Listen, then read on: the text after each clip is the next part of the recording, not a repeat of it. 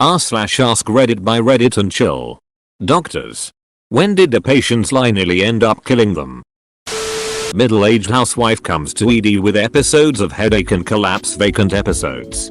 Usually early hours of the morning. Has the full workup with CT scans and lumbar punctures several times, always negative. It took several attendances before anyone asked her about recreational drugs. She was an unassuming suburban mum. Turns out she was into cocaine in a big way, leading to reversible cerebral vasoconstriction. No more cocaine equals no more headaches, and no lasting consequences luckily.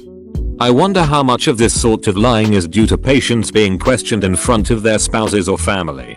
A patient can't exactly reply yes to "do you do cocaine?" in front of their family. Or a teenager can't exactly tell the doctor, "I've been having sex with dozens of partners" in front of their parents. Paramedic here. One common one is when older guys are having chest pain and we want to give them nitroglycerine paste pills to help the chest pain. One thing that doesn't mix well is nitro and Viagra. It causes a blood pressure drop that can be really dangerous.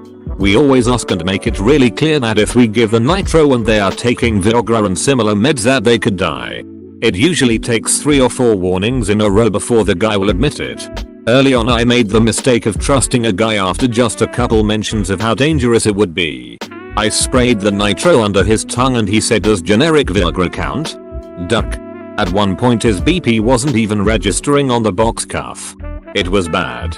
I thought I was going to get screamed at by my doctor. But he just laughed and said it was so common that he wasn't upset. And gave me a couple ideas on how to make it clear how dangerous it was to the patient. I'm an older man and just don't get this line of reasoning. I'd rather be slightly embarrassed, to be honest. I wouldn't even be embarrassed stating I was taking Viagra while talking to a medical professional, and alive than dead with my dignity intact. Actually, post-mortem would probably list my cause of death as a bad interaction between Viagra and the heart meds. So I wouldn't even have my dignity to show for all my stubbornness. Not a doctor, but I was in the ER once, separated from another patient by only a thin curtain. It was impossible to not overhear what was going on. She was an elderly woman who had taken an ambulance and due to feeling faint and said she had no other symptoms. Hours are going by. She gets up to use the washroom a couple times and makes small talk with her brother. Sounding pretty woozy the whole time. Doctors keep checking on her. They draw blood and check her blood pressure. I think it was like remarkably low, but they aren't sure why. Cut to several hours later when a nurse notices there's some blood on the woman's bed. After some back and forth she finally admits that she had been bleeding profusely from her rectum for weeks. The doctors gave her a hard time but got her out of there real fast. Yikes. Booty blood is never a good sign. I work in outpatient surgical center. Lying to anesthesia can be really dangerous. I've had a person lie about not taking drugs and then react badly when given the anesthesia meds because they interacted. Fortunately for that patient, not nearly dying, but I will forever have it ingrained in my head, the anesthetist leaning over their head screaming, "What drugs did you take?" And to that I fortunately haven't seen serious event, but definitely has happened to our providers, and I've seen more mild versions. People eating, drinking before the anesthesia and then denying. Lucky for my patients they just have puked after waking up, so we know they had it but made it okay. The danger is you can puke during sedation and then get it in your lungs, called aspirating, and die from that. Could be really bad, but fortunately I personally haven't seen the worst yet. But I've heard plenty of stories of it. When I was in my mid-20s, I had an outpatient procedure of fixing my deviated septum along with a tonsillectomy. Before going in, my doctor really pushed on me that I was not to throw up. It was vital I take something the second I felt nauseated. If I vomited, the puke could get into the various surgery sites and risk infection. I have a very sensitive stomach. So I took this to heart.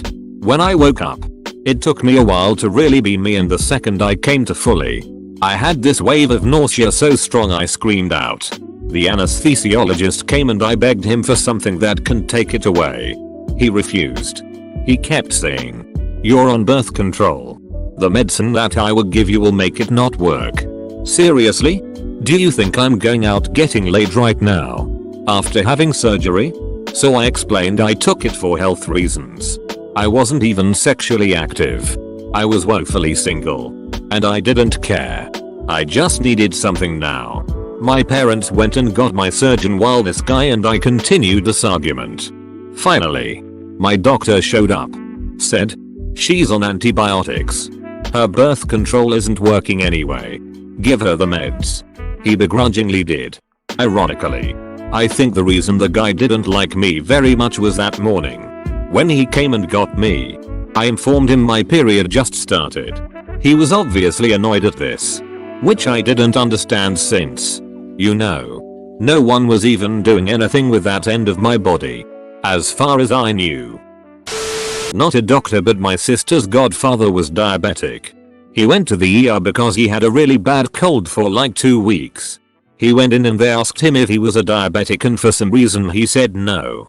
Long story short, they gave him something that made his sugar levels go up and he went into a coma. He died about a month later because his organs shut down. Edit. He was only 32 years old, just in case anyone was wondering. A hypo can give him delirium, which may have caused him to say no. When patients lie and say they haven't eaten anything prior to elective surgery when they have. I caught a patient snaffling biscuits that her partner had brought in for her because we are so cruel to deny her food. People can die from aspirating stomach contents during a GA. I didn't drink or eat for like 8 hours because I might have surgery that day, didn't have it until 2 days later. I didn't drink or eat all day because I went surfing in the morning and broke my leg and the people at the hospital didn't let me touch anything just in case. One of my relatives had a bad reaction to amoxicillin as a child. Puffy face. Trouble breathing. Emergency room visit bad. Fast forward 15 years.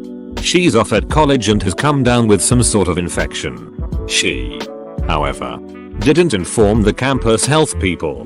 Because, and I quote, allergies are caused by a bad diet. And since I'm a vegetarian I shouldn't have them anymore. Yeah. They prescribed her amoxicillin. And if it weren't for her roommate being home to call an ambulance, she'd have been dead. Well, at least that wasn't a lie. Just ducking stupid. I wasn't the lead on this case, but I was the assist. When I was in dental school, this patient came in and was really hyped up. My buddy asked him if he has been on any drugs and the guy just said he had a lot of caffeine. Okay, we move forward. From what my friend told me, his blood pressure was high, but not too high for an elective procedure. Part of the local numbing we give patients has epinephrine in it, and sometimes this gets into the bloodstream with certain types of nerve blocks. Not uncommon. However, if you've snorted a couple lines of cocaine and then get EP in your bloodstream, that's no bueno. Ended up calling the ambulance. His BP was so high he was at risk for a stroke. So yeah. Even stuff the dentist does can kill you if you lie. Every dentist's office I've been in as an adult has had a poster on the wall in the waiting room warning about this exact same thing. Not a doctor but an army combat medic. We were in a small firefight and another soldier was hit in the leg. It was very easy to see the wound because of the desert camo doesn't blend in well with blood. The part that almost killed him is he never told us that he was hit in the chest. We asked him and he said only in the leg. I knew he was lying because he was holding his chest too. But I didn't want to make a bad situation even worse, so I didn't say anything. But when we asked him again and he said no, I didn't want him to die of course, so I pulled his plate carrier off and we did more medical on him. He definitely would have died from that wound. It punctured his lung and he was having trouble breathing. We called for a medevac and he lived but with only one lung. Never knew it. He joined the other again but I assumed he stayed out. A lot of them I get. This one. No way. I guess it is the stress from combat because I can see no way how a sane person could believe this lie would somehow help him. I see he might have wanted to stay in combat. But still, it's your chest. There's quite a bit of things you need in there. Here's a ducked up family story. We had an 81-year-old frail grandmother brought in by family for failure to thrive in the setting of incurable stage IV colon cancer being cared for at home. Patient was admitted awake and conversational. Poor historian. Complaining of pain. She proceeded to gradually get sicker. Shut down like she was dying, becoming gradually nonverbal, unresponsive, and dropping vitals. She was DNR, so we did supportive care and looked for causes such as UTI, SBP, sepsis, liver failure, etc. The family was around the whole time, acting very involved and caring. 36 hours later she gradually started coming out of it, before recovering back to baseline. It turns out she was given her home dose of morphine in the ER prior to admission, which was 100mg extended release morphine, twice daily, as she had been complaining of pain. Her family had failed to mention that they'd been diverting all her pain medications. That nearly got their grandmother killed, as we had no reason to suspect an opiate as the cause. That reminded me to always consider opiates. We discharged her to a long-term care facility. What do you mean? Diverting all get pain medication? I work in an STD clinic, so the stuff I deal with isn't usually deadly, or at least not immediately deadly. However, I am constantly surprised by the percentage of patients who test positive and refuse to tell their partners. A guy came in a few years ago who for something relatively simple like gonorrhea, but seemed to have trouble walking. Long story short, a nurse called an ambulance for him and sent him to the ER for a spinal tap. Turns out an ex-boyfriend refused to tell him about his syphilis diagnosis after they had a rough breakup like 15-20 years earlier. So not only was our guy possibly spreading syphilis unknowingly, he now had untreatable neurosyphilis. He worked with our disease intervention specialists to track down as many partners as they could, but I think he died from related complications like a year after his initial visit. That's just heartbreaking. We had a patient that took her home heart meds religiously even in the hospital when we were also administering them to her. She was educated to not take any of her home meds while she is hospitalized since we're giving her the hospital meds. She would sneak and take them. Her blood pressure bottomed out and would have to bolus her. Security was called and had to remove the meds from her and lock them up. We had another patient requested a sleep med. The nurse gave it to her. Later, found patient barely arousable and blood pressure dropped, which did not make sense. She was given a low dose of sleep aid. Patient had her purse open on the bed and found a prescription of Ambien. The patient took our sleep aid plus double dose of her home med Ambien. We always instruct patients on admission not to take their home meds while in the hospital. We are not allowed to go through their belongings due to privacy. Edit. Grammar. I don't understand why she would keep taking them in hospital when she was having bad reactions from the double dosing. IQ nurse here. Everyone who drinks pretty much lies about how much. It's almost standard to assume the amount they say is half of the truth, if not less. 2 beers every day you say? We will assume that's 6 and watch you for withdrawal. Kind of the same with cigarette smoking, but the difference in car of a pack a day smoker or half pack isn't as important as it is with alcohol. I never get why people lie about this. I'm from Scotland and we drink more, so maybe it's that drinking here is less taboo, frowned upon than America or other places, but when it's your health, why lie? Especially when you're just in with your GP and not an A&E. Like you said, if the number is too low, your nurse doctor is going to double triple it anyway to a more realistic number, so might as well be honest. My fave story. One of my friends at uni had a doctor appointment in the afternoon.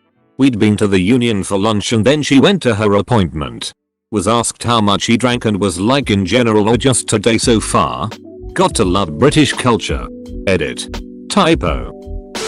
Paramedic here. When you do drugs, don't lie about it. Don't leave shit out. We're asking cause they can have adverse effects with other meds and it might kill you. Even meth. Step-uncle, brother of my stepfather. Never met him though, lied about being in pain sick so he could stay home from school and miss a test. Kept upping the ante so they'd believe him. Apparently his parents were pretty strict and he was terrified to admit he'd lied. Long story short, they took him to the hospital. He was diagnosed with appendicitis, and they straight up cut him open. The test was looking pretty good at that point. It was pink and perfect, and I dropped it in the scrap bucket. I was admitting patients in the psychiatric ward. Busy night, and I was way behind. An older man with schizoaffective disorder is admitted with a caretaker. A nurse asks them a few questions, including if the patient has taken any medicine and or narcotics. The caretaker says no. I see the patient 4 hours later. He seems delirious, which often is caused by a somatic problem, including medicine. You know where this is going. He can't maintain eye contact and can only sit in his chair and talk nonsense. He drools and yells every word, but somehow seems very tired. I ask the caretaker if the patient has taken any medication, and she says the patient broke into a medicine room at the institution he lives and just started eating random pills. Apparently this is somewhere around 80 pills, not being more precise because she did not bother gathering the empty pill boxes. The only information I could get was that he definitely ate over 40 lithium pills, which is just great if you really hate your kidneys. Now, after calling the emergency department to quickly prep an ambulance with an anesthesiologist for transport, I talked with the caretaker, through my teeth, just slightly angry. Apparently the nurse wouldn't understand because it wasn't his own medicine and she didn't want to make a fuss. I screamed into my pillow that night in pure frustration. I later found out he lived after intensive care and almost losing his kidney function. That caretaker deserved to lose her job. And probably some sort of legal criminal action. When someone in your care eats pills and you know about it and then tell a medical professional that they didn't, you are endangering the life of another human being. Don't ducking mess around with that shit. Ducking, like and subscribe.